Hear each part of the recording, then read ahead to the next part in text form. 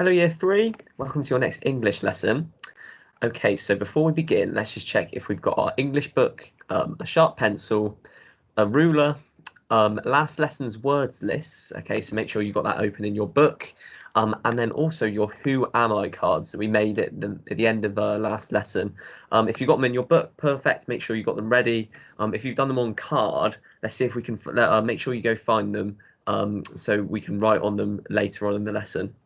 So pause the video if you need to get any of that stuff now. Great. So today we are going to be understanding and exploring onomatopoeia. Okay. Now, before we move on, let's just write the date and learning objective in our English book.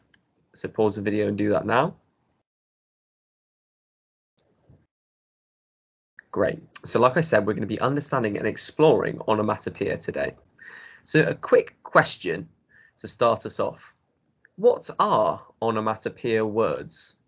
Have a quick think in your mind about that. Pause the video to do that. Okay, let's see what they mean.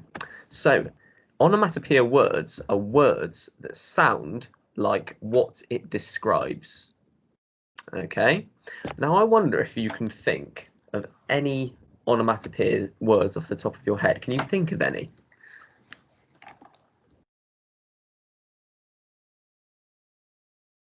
Great. There's loads of onomatopoeia words that we could think of. I'm trying to think of some common ones that a lot of us should know. Stuff like zoom, bang, crash. They're all sounds, aren't they? Okay, but we have to spell sounds out sometimes. So this is where onomatopoeia comes in very handy. To really make our knowledge really secure in this and to make sure that we can really understand what these are, I've got a little video for us to watch. So just wait 1 second whilst I get this YouTube video up for us. Okay, it's about a minute and a half, so just eyes on the screen and watching this video quickly. I wonder if you recognise this zoo as well. When I was growing up, I thought poetry was very serious. It took me a long time to realise that it can be fun and that anyone can do it. At its heart, poetry is about having fun with words and the sounds that they make. One of my favourite poetic devices is onomatopoeia.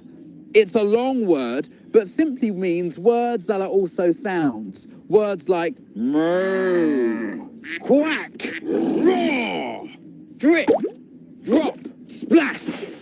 By stringing sound words together, it is possible to create a poem. The cow goes moo and the duck goes quack, roar goes the lion and drip goes the tap. Drop goes the penny as it splashes into the well. Plop goes the elephant dung, and bad is the smell. Onomatopoeia, sound words, are fun to play with because with sounds, you get rhythms. A splish, splash, splosh, and a drip, drop, plop. A rustle, bustle, tussle, and a slip, slap, slop. Listening to the sounds around us can inspire poems. Poems that are just fun to say. They don't have to have a deep meaning. In fact, poems don't have to have any meaning at all. They can be utter nonsense. Okay.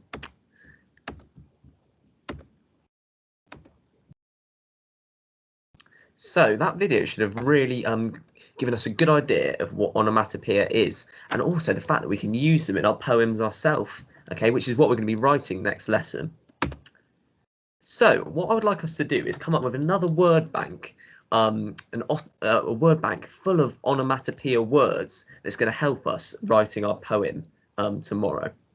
Okay, so what I would like you to do is I'm going to show you the picture that I showed you last lesson with all of the sweets on it.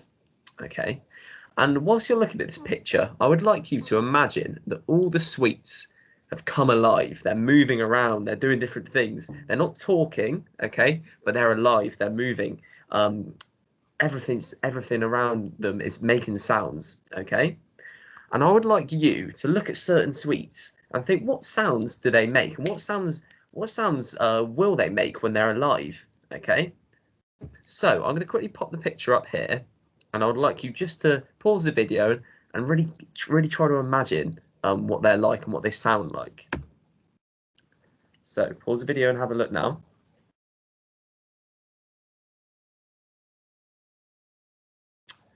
Great. So when I'm looking at this, I'm looking at all these different sweets, and what's really helped me with this actually is what they feel like. So say if I go to the humbugs, the mints, they're very hard, aren't they? So I can imagine they would make a cracking sound or a crackling sound.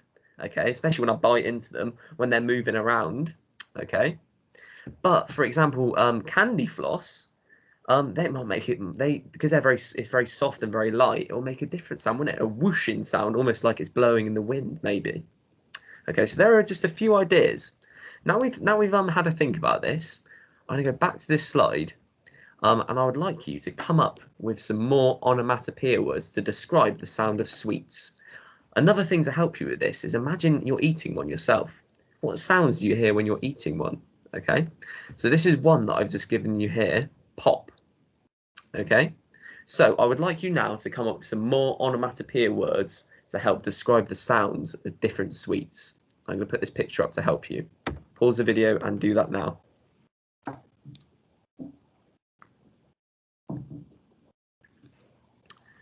Brilliant. We should have a good list of onomatopoeia words, okay? And I would like us really to have about 7 or 8, okay? If you haven't got 7 or 8, that's absolutely fine. I've got more here that you can happily take, okay? So I've got pop, fizz, crackle, crack, crunch, bang, ping, burst, shimmer, glitter. So those two are, they're almost describing what it looks like as well as what it might sound like, okay? Snap, sizzle, bubble, wobble, swish, whoosh, whiz. Okay, these are all sounds that a sweet could make, okay, if we're being quite creative with it. And what I would like you to do is when you've written these down, I would like you to have a think of what different sweets might make these sounds, okay? Because we need to make sure that the words, the onomatopoeia words that we choose, suit the noun, suit the sweet we've chosen, okay? Right, so this is where we need our Who Am I cards. So if you can get them out now, whether they're in your English book or whether you've got them on pieces of card, just get them out now in front of you. So pause the video to do that. Brilliant. So if you've got them on card, I would like you to flip them over because we're going to be writing on the back. And if you've got them in your book, I would like you just to write to the side of each card. Okay. And what I would like you to do is write 3 onomatopoeia words that describe the sweet on your card. Okay, really imagine putting the sweet in your mouth and eating it. Okay, and think of the sounds that they can make. So if you just look at my screen for a second, if you remember, my Who Am I card was a lollipop, wasn't it? Yeah. So I'm thinking, I'm looking at this lollipop and I'm thinking, how would I eat this lollipop? To start with, I would lick it, wouldn't I? So I'm trying to think of a good word to describe, or what sound would it make if I was licking a lollipop. And I thought slurp was quite a nice word to use to describe it when you lick a lollipop. Okay. Now I'm quite greedy and I'm quite impatient as well, so I don't lick my lollipop until it's gone. I normally end up biting my lollipop. So I'm trying to think of a good onomatopoeia word that will describe me biting into a really hard lollipop. Pop. I think that suits it really well. Pop. As soon as I bite into that lollipop, it's going to make that sound, isn't it? And finally, when I crunch through it, crunch, I'm biting through the hard lollipop, aren't I? So I'm picturing it in my mouth now when I'm trying to chew it down, okay? So slurp, pop, crunch. They're 3 words that really describe the sound of this sweet, okay? So what I would like you to do now is have a go at doing that on all 3 of your Who Am I cards, okay? So pause the video and have a go at doing that now. Great, brilliant. We should all have 3 onomatopoeia words for each sweet now. Make sure that those onomatopoeia words suit the sweet. Make sure they relate to the sweet. Brilliant. So now we've practiced our onomatopoeia. Now we know what it is. I would like you to try to apply this to a bit of writing. Okay.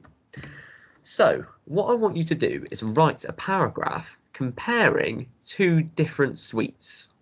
By different, I mean very, very, very.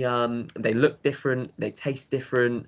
They might smell different. They definitely feel different. Okay. Because that's what a lot of it. That's what a lot of the sounds relate to. Is how they feel. Are they hard? Are they soft? Okay. I would like you in your sentences when comparing these different sweets to use noun phrases, which we practiced last lesson, and onomatopoeia, which we practiced this lesson. Okay. I want to make sure, sorry, that your sweets look, feel, taste, and sound different, like I said. Okay, because remember we want to be comparing the sounds and the looks and the tastes of these different sweets. Okay. If you want to deepen the moment as well, I would really like you to use conjunctions to help you talk about both sweets in one sentence. Turn it into a complex sentence. That'd be amazing. I really feel confident a lot of us can do that. Finally, I've written a model paragraph. Okay, I don't want you to copy this, but you can definitely take inspiration from it. So let me read it through to you. The sour cola bottle went whiz. The sugary candy floss went whoosh. Whilst the candy floss's radiant fluff went swish in the wind, the glistening cola bottle went shimmer in the sun. Okay, can you see I'm comparing two very different sweets? Okay, so I've used adjectives to describe my noun in that. I've used onomatopoeia, and I've also used a conjunction. Okay. Firstly, I would like to see if you can spot the adjectives in it. Okay, so read through it and see if you can just spot the adjectives in it.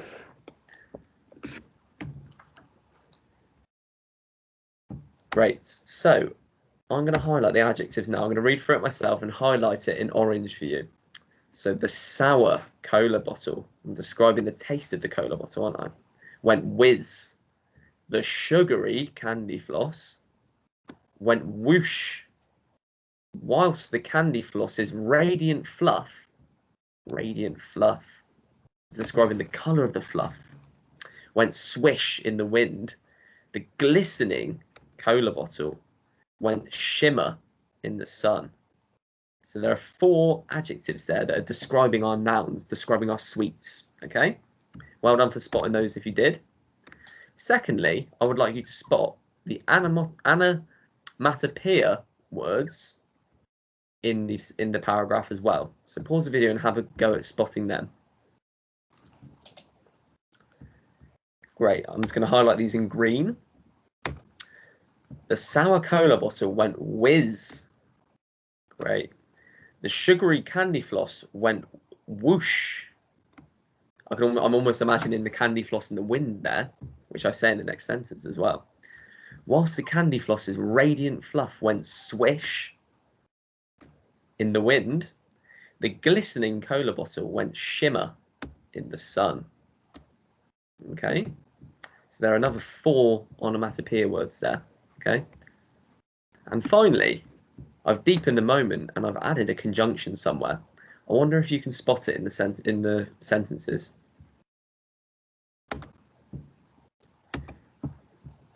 Shall I highlight it? Whilst the candy floss's radiant fluff went swish in the wind, the glistening cola bottle went shimmer in the sun. And by adding this conjunction, it's allowed me to talk about both sweets in one sentence, which is a great writing style to have. So I'd love you all to have a go at doing that. And if you want some extra conjunctions, I've added a few here. Okay, so use those if you really feel confident you wanna give this a go. I really feel like most of us can. And also the rest of the instructions are here. Okay, so pause the video now on either screen to help you. Okay, and I can't wait to see your work on Dojo later on.